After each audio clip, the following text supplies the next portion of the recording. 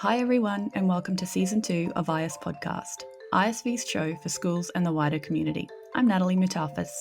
Today, Shane Green talks with Deb Carmichael about what educators can expect from ISV's Innovation Design Lab for Learning.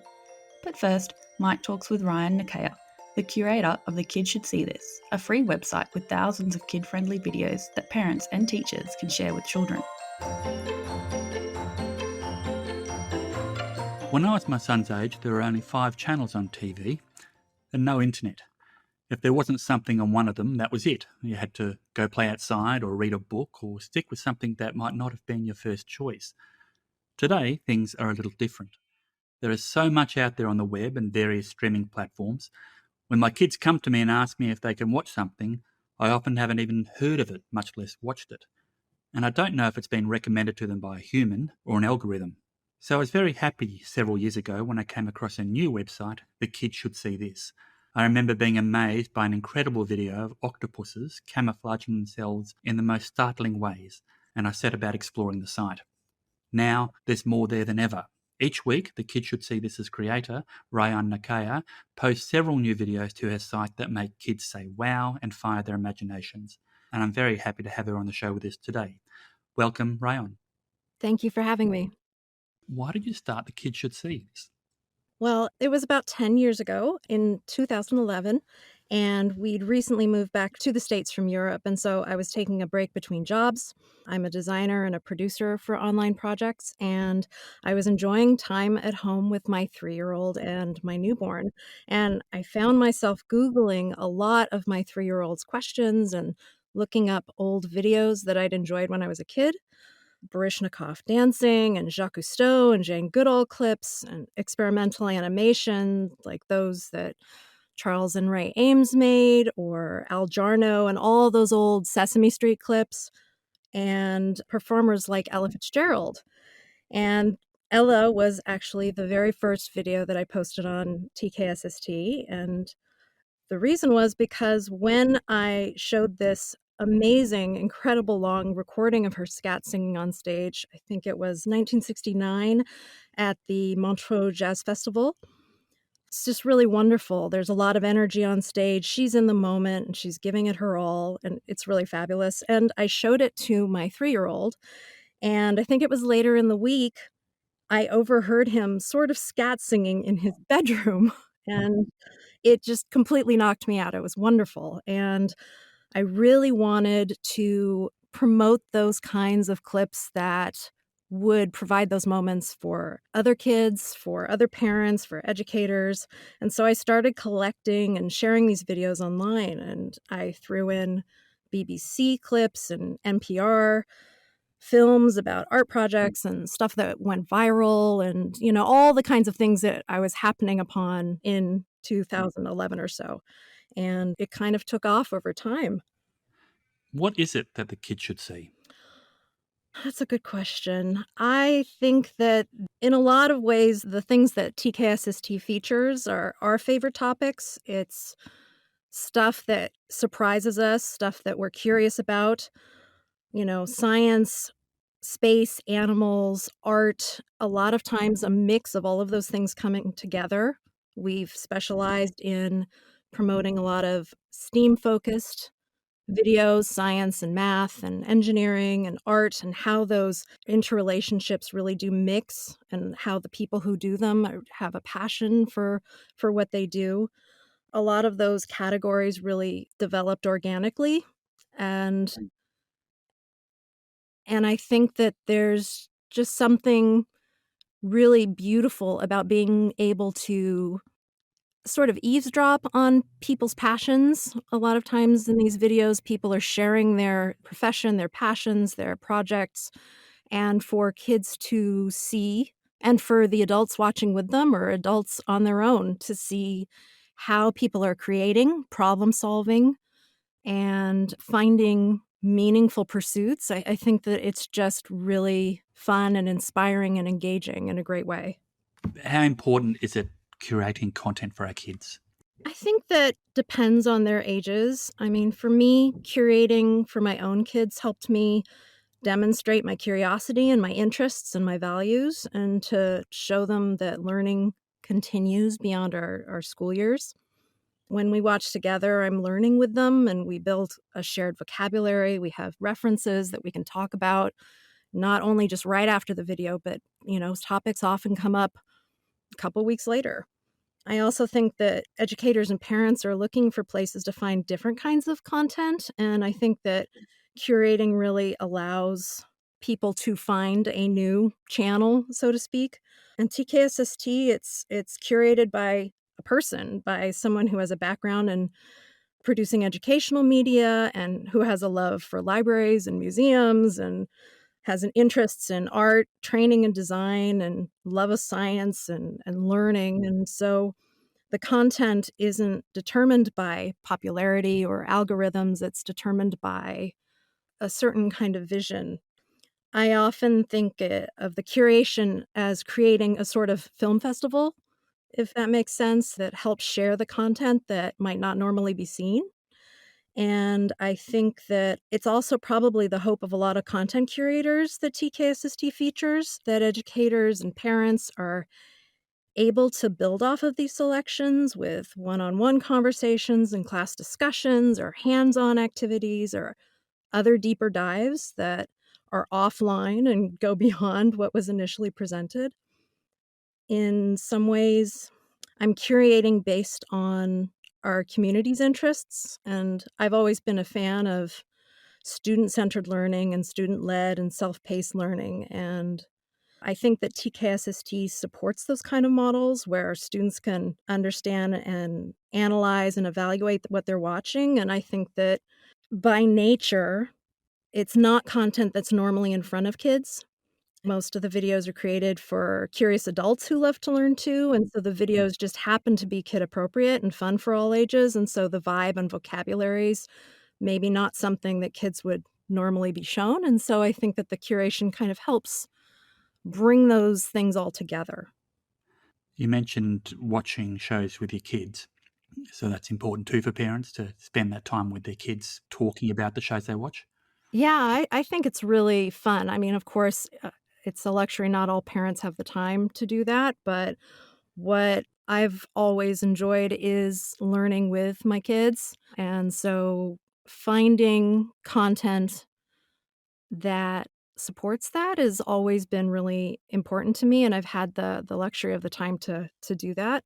There are so many different options now than there were, say, 10 years ago when I first started the site. I had to hunt around at that time, and there are so many options now, which is really great because you don't only have to depend on the internet and find obscure clips anymore. There's a lot of great stuff on TV as well.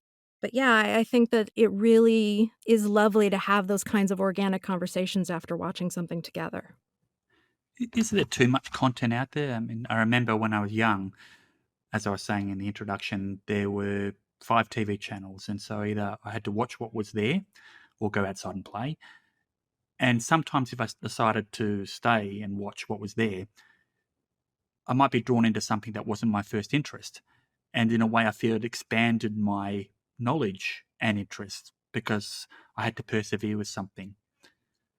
Absolutely. I mean, I had the same experience as a kid, and part of that experience feeds right into why The Kid Should See This was created. The kinds of things that I watched were a lot of things on PBS and things that my mother was watching that was not explicitly for kids. And yet it was perfect for all ages. And that's really where the drive for the site and the kinds of videos that I choose comes from. At home, absolutely true that we have so many channels, so many on-demand options. You don't have to wait for a specific time to watch something. So many apps and games you can kind of bounce about. We definitely wrestle with that. I think so many of us do, especially now that, school went online and there's even less opportunity to be in person and be exposed to more serendipitous, off-screen experiences. But I think as that passes and kids connect what they're interested in, hopefully spending more time with that, and they can hopefully find content that matters to them because it is not always, I mean, at least for the site, it's not really stuff that you would normally see if you're a kid. There's something engaging about that. The tone takes you seriously, and it's maybe a different pace. It draws you in a little differently. And TKSST is a response to kind of the fire hose that is online content and streaming content. In many ways, it's a shortcut, a way for educators and parents to have access to that pre-screened content in an easy way. And in another way, it's, a filter for YouTube and the internet at large. Have you had any feedback about how, say, teachers are using your content in the classroom? Absolutely. Videos in the classrooms are used for brain breaks. They're used for introducing flipped learning tasks. Some teachers use them to introduce a topic and spark curiosity at the beginning of a study unit. They've been used for writing prompts or to kind of kick off experiments. Of course, some of the videos share elaborate setups that you couldn't do in class, and it's a lot easier to show the video than fill up all the balloons with whatever specific gas or chemical that they're using in the video. Kids might pick favorites and present them to their classmates and explain the summarize and why they found it engaging. TKSST is also helpful for discussing news events, a bit like a Newsella article, but Yeah. with a video and maybe more of an insider Yeah. perspective, a documentary approach, especially in science and art. So where do you find it all? Do people send you stuff, or are your kids still involved? The kids are involved a little less than they used to be now that they're older. They've got other distractions and things to do that are for their age. But we do watch the site here and there together, and they often actually weigh in on headline phrasing, what's more interesting, or videos that I'm on the fence about.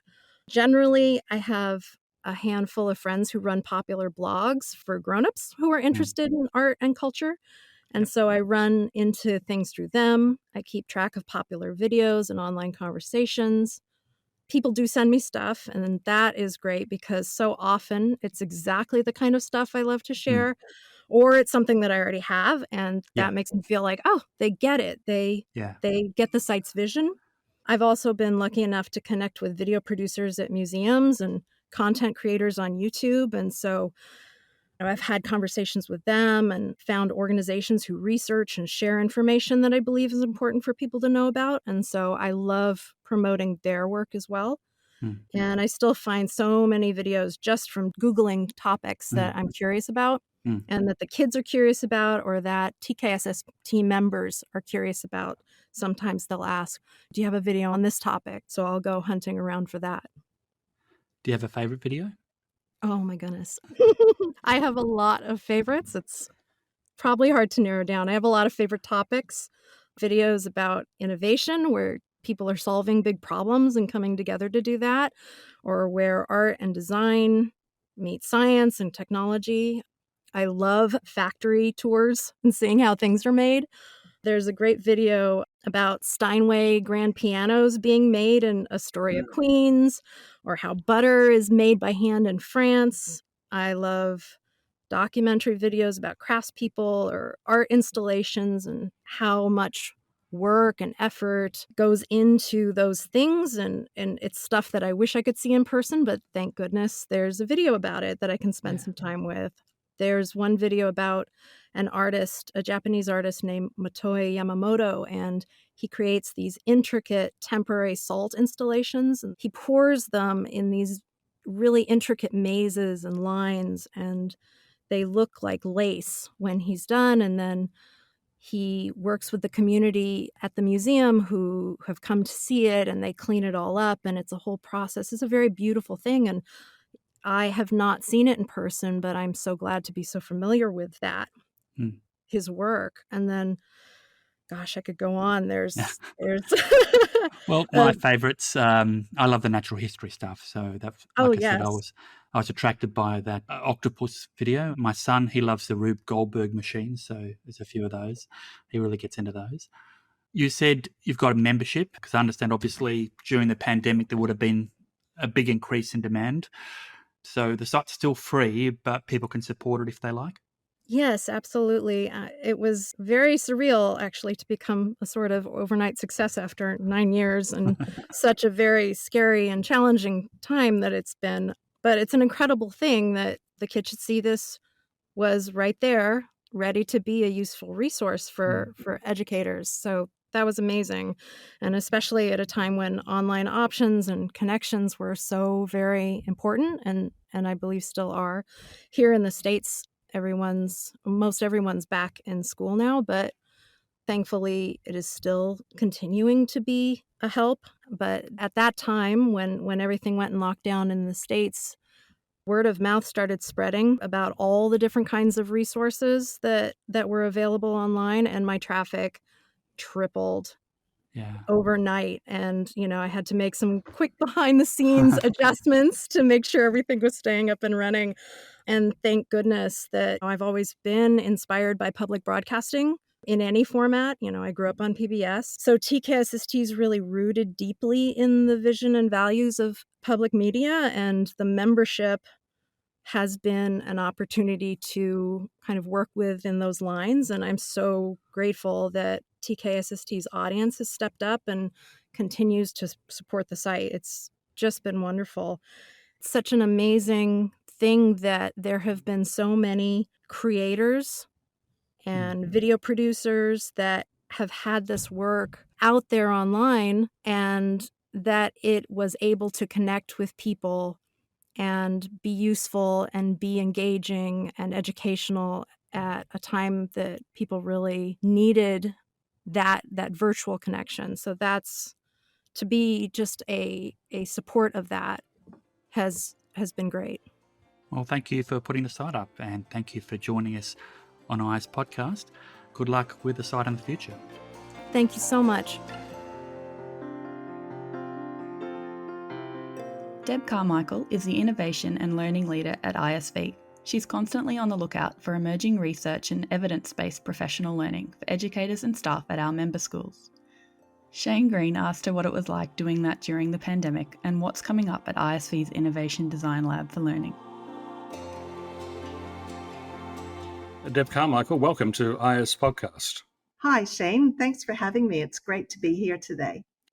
Now, we're here today to talk about what is a really exciting lineup of professional development ISV is offering for educators and school staff in 2022.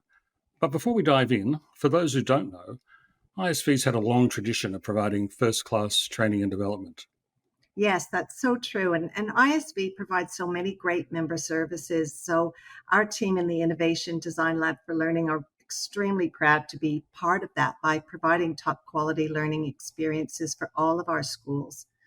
We recognize that our membership is really diverse, so we aim to provide learning that responds to needs, as well as exposing participants to emerging practices.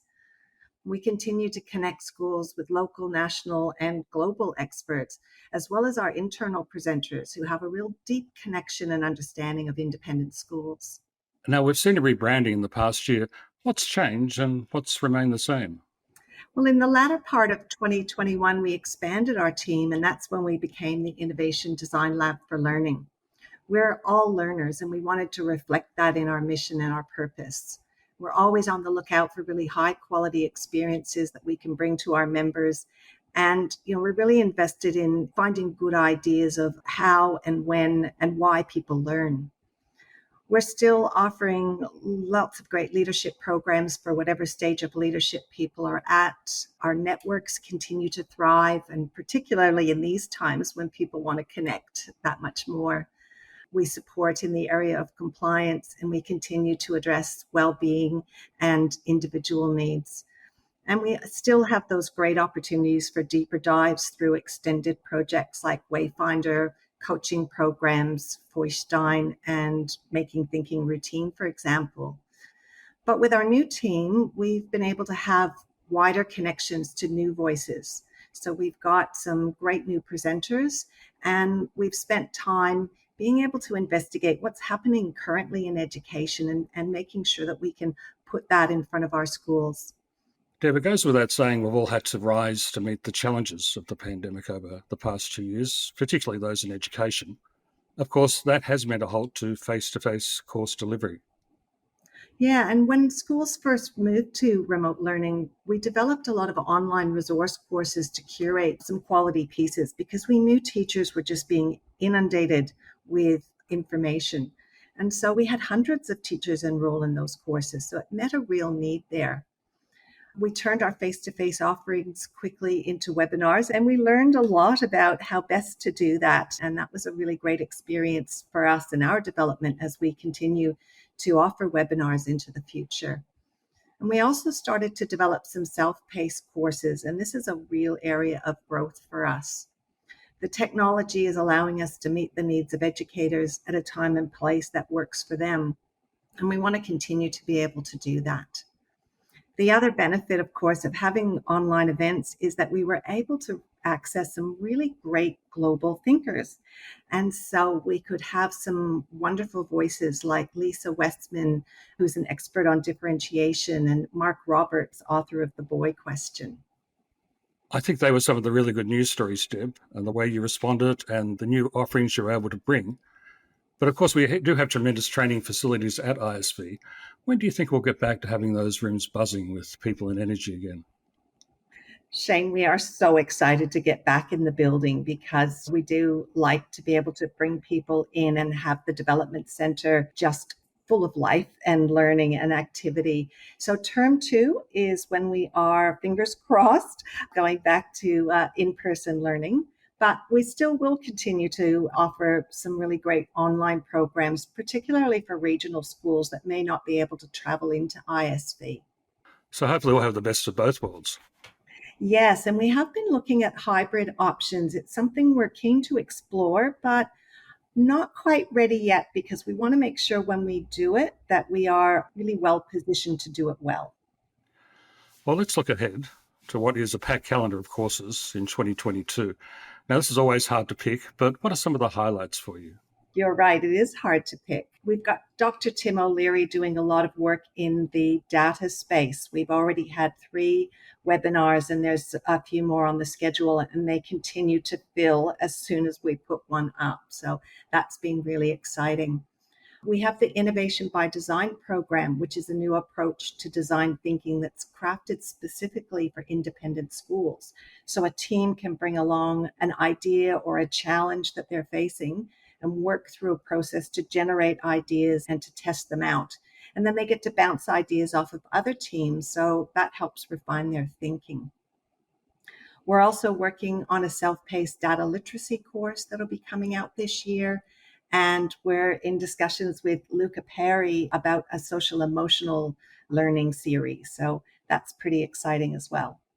We've also redeveloped the latest in learning, which is our professional learning newsletter. So Nikki and Will and I, who are all team leaders in the Innovation Design Lab for Learning, choose something that we're reading or watching and share that with people because you don't always have time to sift through all those things that are out there, as well as alerting people to what's coming up either in the development center or online. So I really encourage people to sign up and receive that every second week and find out what's going on. That sounds great. And to sign up for that and to find out more, where should people go? You can go to the ISV website, which is is.vic.edu.au, and navigate to the Learning and Development page. Down the bottom of the page, you'll see a link you can click on and receive your latest in learning. Deb, thanks so much for joining us on IS Podcast. What an exciting year ahead. It is indeed, Shane. Thanks so much for the opportunity. And that's it for this episode of IS Podcast. We're going to leave you with The Journey to the East by Australian composer Sarah Hopkins, skillfully performed on the violoncello by Huntingtower School student Isambard Knox-Johnson.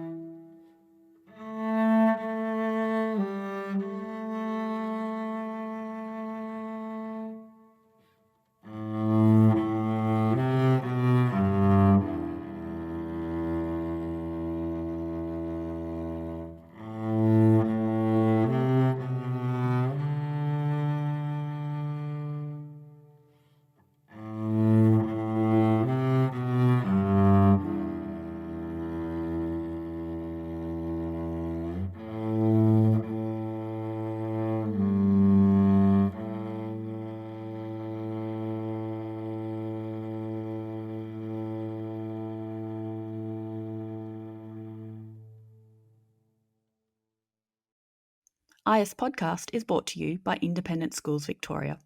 It's produced and recorded by Duncan McLean and presented by Michael Broadstock, Shane Green, and me, Natalie Mutafis. Our podcast theme was composed and performed by Duncan McLean. You can find transcripts of our shows with links to what we've discussed at podcast.iseducation.com.au.